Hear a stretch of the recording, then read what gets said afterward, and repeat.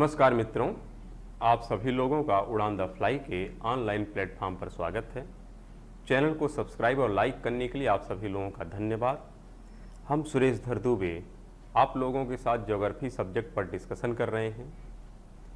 इसके अंतर्गत हमने जो इंडियन ड्रेनेज सिस्टम है इस पर डिटेल में अध्ययन किया है। सेकेंड पार्ट इसका चल रहा है भारत की पर्वतीय संरचना, जिसमें हम लोग हिमालय पर अध्ययन कर रहे हैं और हिमालय से संबंधित जितने भी पार्ट हैं, चाहे वह ट्रांस हिमालय हो या ग्रेट हिमालय, लघु हिमालय या शिवालिक, पूर्वोत्तर और इसका प्रादेशिक विभाजन, इन सभी टॉपिकों पर हमने डिटेल में डिस्कशन किया है। आज इन्हीं सब टॉपिक से संबंधित कुछ प्रश्न पर आज हम डिस्कशन करेंगे कि इस पर किस किस प्रकार के प्रश्न पूछे गए हैं। वैसे प्रश्न तो बहुत ज़्यादा हैं, लेकिन हम सभी प्रश्नों का यहाँ पर डिस्कशन नहीं करेंगे। यदि आपने क्लास को अच्छे से देखा है तो फिर आपको कोई असुविधा नहीं होगी। फिर भी बस आपका एक कॉन्फिडेंस बिल्डअप करने के लिए हम यहाँ पे कुछ क्वेश्चनों को डिस्कस करेंगे। बाकी आप अपने से क्वेश्चन को तैयार कर सकते हैं, देख सकते हैं। कोई भी असुविधा अगर होती है तो आप उसके बारे में कमेंट बॉक्स में डिस्कस कर सकते हैं, उस पर हम लोग चर्चा कर लेंगे। तो आइए देखते हैं कि हिमालय से संबंधित कौन कौन से प्रश्न पूछे गए हैं। तो सबसे पहले एक बार आपको रिवाइज कर लेना है पूरे हिमालय को कि हिमालय में कौन कौन से पॉइंट हैं और कहाँ कहाँ से प्रश्न बनते हैं। तो केवल संक्षेप में हम लिख देते हैं और फिर उस पर हम लोग डिस्कस कर लेंगे। तो आप देखिए यहाँ पर जो हिमालय है, इस हिमालय के कितने पार्ट हैं? एक है ट्रांस हिमालय, एक है ग्रेट हिमालय, एक है लघु हिमालय और एक है शिवालिक। ट्रांस हिमालय में कौन कौन सी पर्वत चोटियां हैं, कौन कौन से ग्लेशियर हैं, कौन कौन से दर्रे हैं, बस केवल एक बार में फटाफट उसको क्या करते हैं हम लोग देख लेते हैं। जैसे अगर ट्रांस हिमालय की बात करें तो यहाँ पर कौन कौन से है? यहाँ पर है कराकोरम है, यहाँ पर लद्दाख है और तीसरा कौन है? जास्कर है। इसी लद्दाख की जो सबसे ऊंची चोटी है उसका नाम है माउंट राकापोसी। क्या नाम है? माउंट राकापोसी।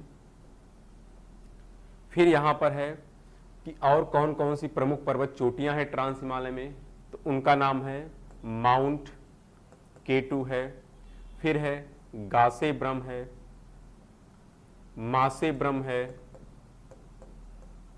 ब्राड पीक है। तो ये नाम आप याद कर लीजिएगा। और अगर पूछा जाए कि कौन कौन से प्रमुख ग्लेशियर हैं, तो ग्लेशियर में जैसे यहाँ पर है सियाचिन है। क्या है? सियाचिन। फिर वाइफो, बाल्टरो, हिस्पार, फिर सासैनी, फिर ग्रेंगी। ये सब क्या है? यहाँ पे प्रमुख ग्लेशियर हैं। इनके बारे में डिटेल में डिस्कशन किया गया है। अगर दर्रों की बात करें तो यहाँ पर कई दर्रे हैं, जैसे कराकोरम दर्रा है, लनकला है, चांगला है, चार्निंगला है। तो इस प्रकार से यहाँ केप सांगला है। तो ये सब दर्रे हैं जो ट्रांस हिमालय से संबंधित हैं। ट्रांस हिमालय के उत्तर में क्या है? तिब्बत का पठार है। उसके दक्षिण में कौन है? ITS-Z है। इसी प्रकार अगर हम बृहद हिमालय की बात करें तो बृहद हिमालय का विस्तार कहाँ से कहाँ तक है? नंगा पर्वत से लेकर के है नामचा बरवा तक है। यहाँ पर कौन कौन सी प्रमुख पर्वत चोटियाँ हैं? तो उसमें आप देखते हैं केदारनाथ है, बद्रीनाथ है, नंदा देवी है। जब आप नेपाल में चले जाते हैं तो वहाँ पे धौलागिरी है, अन्नपूर्णा है, मनसालू है, गौरी शंकर है, माउंट एवरेस्ट है, मकालू है। और सिक्किम में चले जाते हैं तो वहाँ पर कंचनजंगा है। और इसी ग्रेट हिमालय की अगर हम कुछ ग्लेशियर की बात करें तो वहाँ पर गंगोत्री ग्लेशियर है, चेराबाड़ी ग्लेशियर है, यमुनोत्री ग्लेशियर है, सतोपथ हिमानी है। कई प्रकार के ग्लेशियर हैं। और वहाँ पे अगर दर्रों की बात करें तो जम्मू कश्मीर में 2 दर्रा है, एक का नाम जोजिल दर्रा है, एक का नाम है बुर्जिल दर्रा है। हिमाचल प्रदेश में भी 2 हैं, एक का नाम बारालाचा है और एक का नाम सिपकिला है। इसी ग्रेट हिमालय का जो उत्तराखंड में प्रमुख दर्रे हैं उनके नाम अगर आप देखें तो वहाँ पर है थांगला, मानाला, नीटा पास, लिपुला। और सिक्किम में 2 हैं, एक का नाम है नाथुला और एक का नाम है जेलपला। इसी प्रकार जब आप लघु हिमालय में आते हैं तो लघु हिमालय की भी 4 श्रेणियां हैं। एक का नाम पीर पंजाल, एक का नाम धौलाधर, एक का नाम नागटिबा और चौथे का नाम है महाभारत। पीर पंजाल जम्मू कश्मीर में है, धौलाधार हिमाचल प्रदेश में है, नागटिबा उत्तराखंड में है और महाभारत कहाँ पर है? नेपाल में है। और इसी पीर पंजाल की श्रेणी पर 3 दर्रे हैं। एक का नाम अगर आप देखें तो वहाँ पर पीर पंजाल दर्रा है, बनिहाल दर्रा है और तीसरा कौन है? रोहतांग दर्रा है। इन दर्रों से होकर के कुछ प्रमुख राष्ट्रीय राजमार्ग गुजरे हैं, उसके बारे में भी डिटेल में डिस्कशन किया गया है। जैसे जम्मू से यदि आपको श्रीनगर जाना है तो यहाँ पर 2 दर्रा आता है, एक का नाम चिनानी नासरी है और एक का नाम बनिहाल दर्रा है। और उसी बनिहाल दर्रे को हम कहते हैं जवाहर टनल। साथ में जब श्रीनगर से आप जाते हैं गिलगिट तो वहाँ पर भी एक राजमार्ग है, एक टनल है जिसका नाम है बुर्जिल दर्रा। और यदि श्रीनगर से आप लेह जाते हैं तो वहाँ पर भी 2 टनल है, एक का नाम है जेडमोर टनल और एक का नाम है जोजिल टनल। लेकिन यदि लेह से आप मनाली या मंडी जाते हैं तो वहाँ पर भी 2 दर्रा मिलता है, एक का नाम है बारालाचा और एक का नाम है रोहतांग दर्रा। और रोहतांग टनल को ही एक और नाम से जानते हैं जिसको कहते हैं अटल सुरंग। जैसे जवाहर सुरंग किसे कहते हैं? बनिहाल दर्रे को कहते हैं। तो इस प्रकार लघु हिमालय से संबंधित, बृहद हिमालय से संबंधित या ट्रांस हिमालय से संबंधित कुछ प्रमुख बिंदु थे जिसके बारे में हमने संक्षेप में यहाँ डिस्कशन कर लिया है। इनको अलग करने वाली जो संरचनाएं हैं उसमें है ITSZ है, MCT है, MBF है, HFF है। तो इन सबको रिवाइज आप एक बार अपने से कर लीजिए। साथ में अगर हम पूर्वोत्तर की बात करें, शिवालिक जो है, शिवालिक का कुछ खास नहीं, बस शिवालिक का विस्तार कहाँ से है? पोटवार बेसिन से है और कहाँ तक है? दिहांग गाज तक है। और अगर हम बात करें पूर्वोत्तर में, तो पूर्वोत्तर में हमने कहा 6 राज्य आते हैं। अरुणाचल प्रदेश है, असम है, नागालैंड है, मणिपुर है, मिजोरम है और त्रिपुरा है। तो अरुणाचल प्रदेश में आप देखते थे वहाँ पर है आभर है, डफला है, मिसमी है, मीरी है। असम की बात करें तो वहाँ पर 2 है, एक का नाम मिकिर है और एक का नाम रेंगमा है। नागालैंड में बात करें तो वहाँ पर है नागा पहाड़ी और उसी की सबसे ऊंची चोटी है माउंट सारामती। फिर अगर हम मणिपुर की बात करें तो मणिपुर में है लोकटक झील और उसी लोकटक झील में एक है केबुल लामजाओ राष्ट्रीय उद्यान जहाँ पर स्थानिक हिरण पाया जाता है संघाई। उसके बारे में हमने डिटेल में डिस्कशन किया है। अगर आप मिजोरम में जाएं तो मिजोरम में एक पहाड़ी जिसका नाम है मिजो पहाड़ी या उसी को कहते हैं लूसियान हिल, जिसकी सबसे ऊंची चोटी है ब्लू माउंट। और त्रिपुरा में बात करें तो त्रिपुरा में एक पहाड़ी जिसका नाम है त्रिपुरा पहाड़ी। तो यह कुछ बिंदु थे पूर्वोत्तर से, लेकिन वहीं पे 2 सबसे प्रमुख बिंदु हैं, एक का नाम बरेल है और एक का नाम है पटकोई बुम। पटकोई बुम जो था यह 3 राज्य हैं, वहाँ पर एक अरुणाचल प्रदेश है, एक असम है, एक नागालैंड। लेकिन जो बरेल है यहाँ पर भी 3 राज्य हैं, एक तरफ असम है तो एक तरफ नागालैंड और एक तरफ कौन है? मणिपुर है। तो इस प्रकार बहुत से बिंदु हैं जिस पर आपको डिस्कशन करके बार बार उसको क्या करिए? रिवाइज करिए कि जिससे यदि कोई प्रश्न पूछा जाए तो आपको कोई असुविधा नहीं होनी चाहिए। तो आइए ज़्यादा समय ना लेते हुए हम लोग पहले प्रश्नों को डिस्कशन कर लेते हैं कि कौन कौन से प्रश्न इस हिमालय से संबंधित पूछे गए हैं, उस पर एक संक्षेप में हम लोग डिस्कशन कर लेते हैं। तो यहाँ पर एक प्रश्न आपके सामने लिखा गया है और यह है लिपुलेख दर्रा। कौन सा दर्रा है? लिपुलेख दर्रा स्थित है। दर्रे वाले को आप एकदम पूरा कंठस्थ कर लीजिए। देखिए, दर्रा आप 2 तरीके से याद कर सकते हैं, पर्वत चोटियों को भी 2 तरीके से याद कर सकते हैं। सारी पर्वत चोटियों को एक साथ लिख दीजिए, सभी दर्रों को एक साथ लिख लीजिए। लेकिन वैसे लिखेंगे तो तात्कालिक समस्या का समाधान तो कर लेंगे, लेकिन जब आपको एक स्टैंडर्ड में जाएंगे, यानी जब आपको मेंस लिखना होगा या फिर इंटरव्यू में जाएंगे, तो फिर आपको इसको कैटेगराइज करके भी अध्ययन करना होगा। जैसे हमने आपको बताया है कि यह किस हिमालय का पार्ट है, तो उस हिसाब से आप याद करेंगे तो काफ़ी ठीक रहेगा। लेकिन फिर भी अपने सुविधानुसार आप चाहें तो सारे दर्रे को एक साथ लिख लीजिए, सारी चोटियों को एक साथ और सारे ग्लेशियर को एक साथ। 3 ही प्रमुख बिंदु होते हैं, जैसी आपकी इच्छा हो, लेकिन फिर भी जो सबसे बेहतर तरीका था उस तरीके से हमने आपको समझाया है। तो हमने कहा था कि जो ग्रेट हिमालय है, ग्रेट हिमालय का विस्तार जो उत्तराखंड में है वहाँ पर कुछ दर्रे हैं और उन दर्रों में हमने आपसे नाम बताया था, थांगला है, मानाला है, नीटा पास है, लिपुला है। तो यह उसी लिपुलेख की बात करता है कि जो कहाँ पर है? उत्तराखंड में। लेकिन उत्तराखंड में और कौन कौन से हैं उनके भी नाम आपको याद कर लेना है, थांगला, मानाला, नीटा पास। तो आप एक साथ नाम याद करेंगे तो आपको नाम इजिली याद हो जाएगा। तो ध्यान रखिएगा, लिपुलेख दर्रा कहां पर है, तो यह दर्रा आपका है उत्तरांचल यानी उत्तराखंड। ठीक है, तो यानी इस प्रश्न का आंसर क्या हो जाएगा, दूसरा हो जाएगा कि लिपुलेख दर्रा कहां पर है, उत्तराखंड में। जबकि अन्य कौन कौन से दर्रे हैं, थांगला, मानाला, नीटा पास। तो आप इन दर्रों को याद कर लीजिएगा। अगर हम अगले प्रश्न की बात करें तो अगला जो प्रश्न है उसमें आप देख रहे हैं लिखा है निम्न में से कौन सा मेघालय पठार का अंश नहीं है। तो यहां पर हमने आपसे पहले ही कहा था कि जो मेघालय वाला सेक्शन है, देखने में अगर हम भौगोलिक इसकी अवस्थिति देखें तो यह तो पूर्वोत्तर ही भारत का पार्ट है। किसका पार्ट है, पूर्वोत्तर भारत का पार्ट है। लेकिन जो इसकी उत्पत्ति हुई है, जो इसकी स्ट्रक्चर है, यानी इसकी चट्टानों की जो संरचना का स्ट्रक्चर है, यह प्रायद्वीपीय भारत से मेल खाता है। किससे मेल खाता है, प्रायद्वीपीय भारत से मेल खाता है। इसलिए हम लोग मेघालय के बारे में चर्चा हिमालय को पढ़ते समय नहीं किए।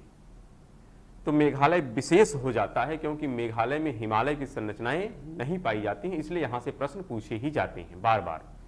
तो यहां पर जो पूछा गया है कि निम्न में से कौन सा मेघालय पठार का अंश नहीं है, तो ध्यान रखिएगा मेघालय में तो कई है, जैसे गारो, खासी, जैंतिया। जब हम प्रायद्वीपीय भारत पढ़ेंगे तो मेघालय में डिस्कस करेंगे, वहां पर है गारो, खासी, जैंतिया। लेकिन यहां पर एक विकल्प और दिया, उसका नाम है भुवन पहाड़ियां। क्या नाम है, भुवन पहाड़ियां। तो अगर हम बात करें भुवन पहाड़ियां की, तो यह भुवन पहाड़ियां जो है यह मिजोरम के पार्ट में आती है। किसके पार्ट में आती है, मिजोरम के पार्ट में आती है, यानी मिजो पहाड़ी से संबंधित है। तो यहां पर पूछे गए प्रश्न का जो आंसर होगा वो क्या होगा, भुवन पहाड़ियां। यह जो है मेघालय का पार्ट नहीं है। मेघालय के पार्ट कौन कौन से हैं, गारो, खासी और जैंतिया, यह मेघालय के सेक्शन में आती हैं, जबकि भुवन यह मिजोरम के पार्ट में आती है। तो ठीक है, फिर इसी प्रकार हम अगला प्रश्न देख लेते हैं। देखिए बहुत से बिंदु ऐसे आएंगे कि जिसके बारे में हमने आपको हो सकता है लेक्चर के दौरान डिस्कस ना किया हो। तो ऐसा नहीं होता कि हर पॉइंट डिस्कस होते हैं, लेकिन कुछ बेसिक इंफॉर्मेशन आपको दे दी जाती है कि उस आधार पर आप प्रश्नों का अनुमान सही लगा सकते हैं। ऐसा कभी मत सोच के जाइएगा कि जो भी लेक्चर दिया जाता है उसके माध्यम से आप 100% हूबहू ऐसे ही प्रश्न मिलेगा। हाँ, लेकिन जितना लेक्चर दिया गया है उसके माध्यम से आप इस लेवल पर अवश्य रहेंगे कि आप उस प्रश्न का आंसर दे सकते हैं। थोड़ा अपने कॉमन सेंस का इस्तेमाल करिएगा। फिर देखिए यहां पर अगला प्रश्न लिखा है, यहां पे टाइपिंग मिस्टेक है, ए है चेराबाड़ी ग्लेशियर। क्या नाम इसका है, चेराबाड़ी ग्लेशियर है, चौराबाड़ी नहीं है। तो इसको आप करेक्ट कर लीजिएगा, इसका नाम है चेराबाड़ी। चेराबाड़ी ग्लेशियर है। हम जब नदी वाले सेक्शन को डिस्कस कर रहे थे तो आपको इस ग्लेशियर के बारे में हमने डिस्कस किया था। वहां पे हमने आपको केदारनाथ, बद्रीनाथ, नंदा देवी सभी का डिस्कशन किया था जब गंगा नदी पढ़ रहे थे तो। और वहीं भी हमने आपसे बताया था कि भागीरथी है, अलकनंदा है, और अलकनंदा का एक पार्ट जिसको हम कहते हैं मंदाकिनी, और उसी मंदाकिनी नदी की जो उत्पत्ति होती है वह कहाँ से होती है, इसी चेराबाड़ी ग्लेशियर से होती है। तो यह जो चेराबाड़ी ग्लेशियर है, अगर इसकी वास्तविक लोकेशन आप देखें, इसलिए हम बार बार आपसे कहते हैं कि आप एटलस को देखते रहिए। क्या देखते रहिए, एटलस। एटलस जब देखेंगे तो वहां पर कई चीजें आपके सामने नजर आएंगी, तो ना चाहते हुए भी वो चीजें याद हो जाएंगी। तो इसलिए एटलस देखा करिए। जैसे ही चेराबाड़ी ग्लेशियर आया तो आपसे देखिए प्रश्न कैसे पूछ लिया गया है कि यह केदारनाथ मंदिर के किस डायरेक्शन में है, उत्तर में है, दक्षिण में है, पूरब में है, पश्चिम में है। तो यहां पर आपका जो आंसर हो जाएगा, यह केदारनाथ मंदिर के किधर है, उत्तर में है। यानी चेराबाड़ी से निकलती है मंदाकिनी, और ये केदारनाथ से किधर है, उत्तर में है।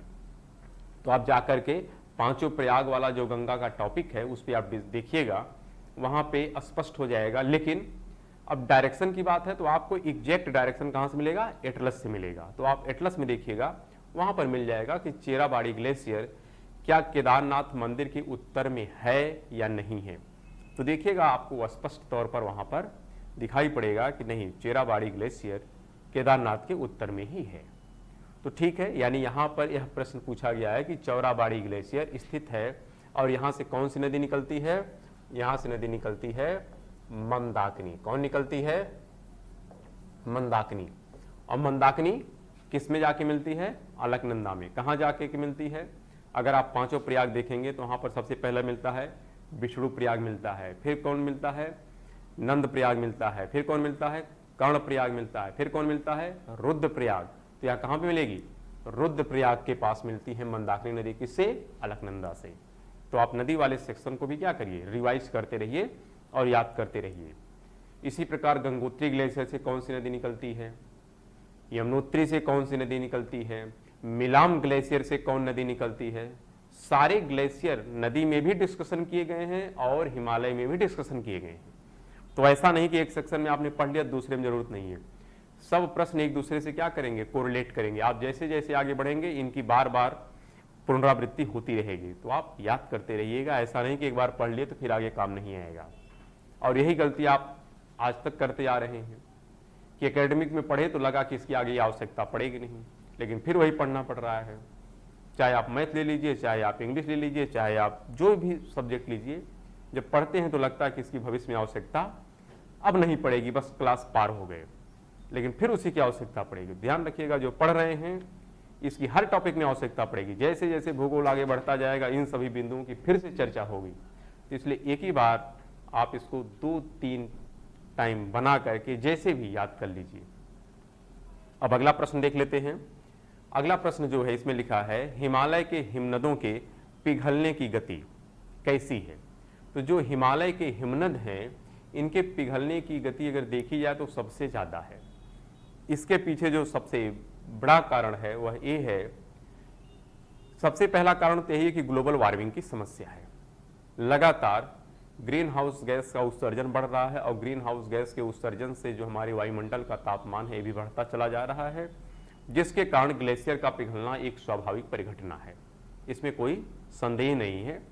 लेकिन दूसरी जो यहाँ पर मेन समस्या है वह ये है कि भारत एक डेवलपिंग कंट्री है और डेवलपिंग कंट्री में ऊर्जा का एक प्रकार से जो उपयोग है बहुत ज़्यादा मात्रा में किया जा रहा है। और किसका?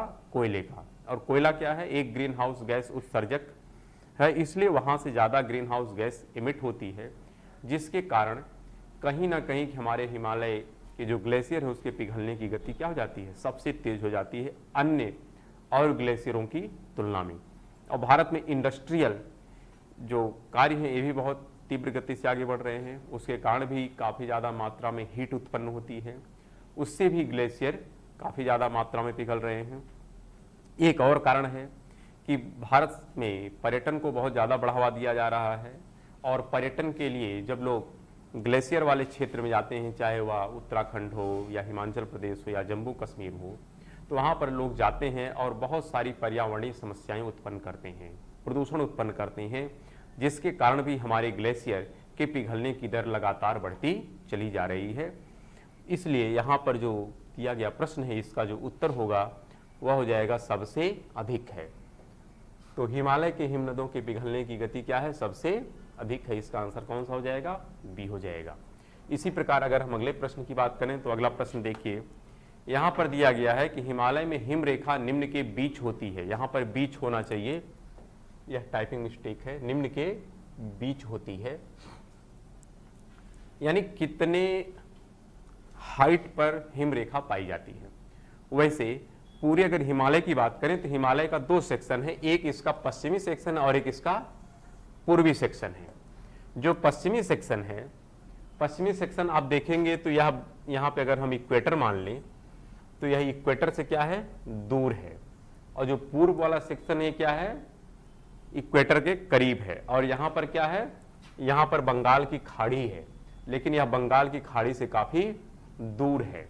तो ऐसे में दोनों तरफ की जो हिम रेखा है वह अलग अलग होगी। दोनों तरफ की हिम रेखा क्या होगी? अलग अलग होगी। तो इस चीज को जब हम लोग प्राकृतिक वनस्पति वाला सेक्शन पढ़ेंगे कि जो वनस्पतियों का एक प्रकार से अरेंजमेंट है भारत में, तो उसमें हम लोग हिमालय में पढ़ेंगे तो वहां पर यह फिर से चर्चा हो जाएगी कि इधर की वनस्पतियां कितनी ऊंचाई तक पाई जाएंगी और इधर की वनस्पतियां कितनी ऊंचाई तक पाई जाएंगी। यहाँ का टेम्परेचर तुलनात्मक रूप से ज़्यादा होगा, यहाँ का टेम्परेचर तुलनात्मक रूप से क्या होगा, कम होगा। तो यहाँ का जो हिमरेखा है वह कम ऊंचाई पर ही मिल जाएगा, और जबकि यहाँ का हिमरेखा काफ़ी ऊंचाई पर जाकर मिलेगा, क्योंकि टेम्परेचर क्या है, ज़्यादा है। तो इसीलिए देख रहे हैं 4300 से, इसका जो आंसर होना चाहिए क्या होगा, 4300 से 6000 मीटर के बीच में हिमरेखा पाई जाती है। इतना ज़्यादा वेरिएशन क्यों देता है, यह वेरिएशन इसीलिए है कि पश्चिम में हिमरेखा तो नीचे ही हो जाती है, जबकि पूर्व में हिमरेखा क्या होती है, काफ़ी ऊंचाई पर चली जाती है। तो इसलिए इस प्रश्न का आंसर क्या हो जाएगा, 4300 से 6000। जब पूरे ज्योग्राफी को हम लोग देखेंगे, क्लाइमेटोलॉजी को देखेंगे, उसके तापमान वाले सेक्शन को देखेंगे, तो इस पर आपकी और स्पष्टता हो जाएगी। लेकिन फिर भी अभी आप ये समझिएगा कि पश्चिम का टेम्परेचर पूर्व की तुलना में क्या होता है, कम होता है। दो कारण है, एक तो यह विषुवत रेखा से दूर है, और दूसरा कारण है कि यहाँ पर समुद्र का प्रभाव भी ना के बराबर है। जबकि जो पूर्वी हिमालय है यहाँ पर किसका प्रभाव ज़्यादा है, एक तो इक्वेटर के करीब हो जाता है तुलनात्मक रूप से, और दूसरे यहाँ पर सागर का प्रभाव होता है। तो दो कारण है, इसलिए यहाँ की हिमरेखा क्या होती है, ऊंचाई पे हो जाती है, यहाँ की हिमरेखा थोड़ी डाउन हो जाती है। ठीक है, इसी प्रकार अगर हम अगले प्रश्न की बात करें तो अगला प्रश्न है, सबसे बड़ा हिमनद निम्नलिखित में से कौन सा है। वैसे बहुत से हिमनद हैं, जिसमें सबसे बड़ा हिमनद की अगर बात करें तो वह कौन सा है, सियाचिन। लेकिन अगर हम देखें उत्तराखंड में जहाँ से गंगा नदी निकलती है उसका नाम क्या है, गंगोत्री ग्लेशियर। तो वह भी काफ़ी बड़ा ग्लेशियर है जो लगातार पीछे जा रहा है। लेकिन इस पूछे गए प्रश्न में जो विकल्प दिया गया है वो ये है, कंचनजंगा है, रुंडुन है, गंगोत्री है और केदारनाथ है। तो यहाँ पर सियाचिन विकल्प में नहीं दिया गया है, इसलिए दिए गए प्रश्न का जो आंसर हो जाएगा वो क्या हो जाएगा, गंगोत्री ग्लेशियर सबसे बड़ा ग्लेशियर है। तो देखिए प्रश्न के अनुसार आपको आंसर देना है, ऐसा नहीं कि आप पढ़ के चले गए कि सियाचिन सबसे बड़ा ग्लेशियर है और उसी को आप खोजते रह गए। नहीं, जो आपका विकल्प है उसी में से तो चयन करना होगा कि सबसे बड़ा ग्लेशियर कौन सा है। तो ध्यान रखिएगा, यदि आपको कुछ ग्लेशियर के नाम पता है जहां से नदियां निकलती हैं, तो जो नदी जितनी बड़ी यानी उसका ग्लेशियर भी उतना बड़ा ही होगा। तो अगर गंगा नदी है तो गंगा नदी कहाँ से निकलती है, गंगोत्री से, तो गंगोत्री ग्लेशियर कैसा होगा, बड़ा होगा। यमुना नदी कहाँ से निकलती है, यमुनोत्री से, लेकिन यमुनोत्री गंगा की तुलना में क्या है, यानी यमुना गंगा की तुलना में छोटी है, यानी यमुनोत्री ग्लेशियर क्या होगा, गंगोत्री से छोटा होगा। तो इस हिसाब से आप थोड़ा तुलनात्मक रूप से भी पढ़िएगा। लेकिन उसे भारत का सबसे बड़ा ग्लेशियर कौन सा है, सियाचिन है, जो कहाँ पर है, ट्रांस हिमालय में है, और वैसे देखा जाए तो यह जम्मू कश्मीर वाले सेक्शन में पाया जाता है, यानी काराकोरम दर्रे के पास। ठीक है, अब हम अगर अगले प्रश्न की बात करें तो अगला प्रश्न है, निम्न में से कौन सा विशालतम हिमनद है। तो यहाँ पर सासैनी होगा। यहाँ पर देखिए यह भी टाइपिंग मिस्टेक है काफ़ी ज़्यादा, यहाँ पर जो ये लिखा गया है इसको होना चाहिए था सासैनी ग्लेशियर है, और ये सासैनी ग्लेशियर भी आपका ट्रांस हिमालय का ही पार्ट है, जो आप देखते हैं लद्दाख के पास में पाया जाएगा सासैनी ग्लेशियर, तो ये वहाँ पर है। फिर गंगोत्री, यह उत्तराखंड में है जहाँ से गंगा नदी निकलती है। फिर यहाँ पर जेमू ग्लेशियर है, ये जेमू ग्लेशियर जो है आपका सिक्किम में पाया जाएगा। कहाँ पर पाया जाता है, यह सिक्किम में पाया जाता है, इसको भी याद कर लीजिएगा। सियाचिन यह आपका ट्रांस हिमालय का पार्ट है, जो भारत का सबसे बड़ा ग्लेशियर है। तो यानी यहाँ जो प्रश्न पूछा गया है कि कौन सा विशालतम ग्लेशियर है, उसका नाम क्या है, सियाचिन। जबकि सासैनी, गंगोत्री, जेमू यह उतने बड़े ग्लेशियर नहीं जितना बड़ा कौन सा है, सियाचिन। लेकिन सबका लोकेशन याद रखिएगा, सासैनी कहाँ पर है, यह भी ट्रांस हिमालय का पार्ट है। गंगोत्री किसका पार्ट है, बृहद हिमालय का पार्ट है, लेकिन कहाँ पर है, उत्तराखंड में है। जेमू कहाँ पर है, जेमू आपका सिक्किम में है, लेकिन किस हिमालय का पार्ट है, बृहद हिमालय का पार्ट है। तो इस प्रकार आप ग्लेशियर कहाँ पर है और किस हिमालय का पार्ट है, दोनों याद करना आवश्यक है। फिर अगर हम आगे बढ़ें तो अगला प्रश्न हमारा है, वह दर्रा जो सर्वाधिक ऊंचाई में अवस्थित है। तो यहां पर बताना है कि सर्वाधिक ऊंचाई पर अवस्थित दर्रा कौन सा है। तो देखिए, ये जो जोजिल दर्रा है, रोहतांग दर्रा है, या नाथुला दर्रा है, या खैबर दर्रा है, ये सब उतने ऊंचाई पर नहीं स्थित है। अगर सबसे ऊंचाई पर हम बात करें तो यहां पर एक दर्रा है जिसका नाम है यांगजी। क्या नाम है? इसका नाम है यांगजी, लिख देते। हाँ, इसका नाम है यांगजी।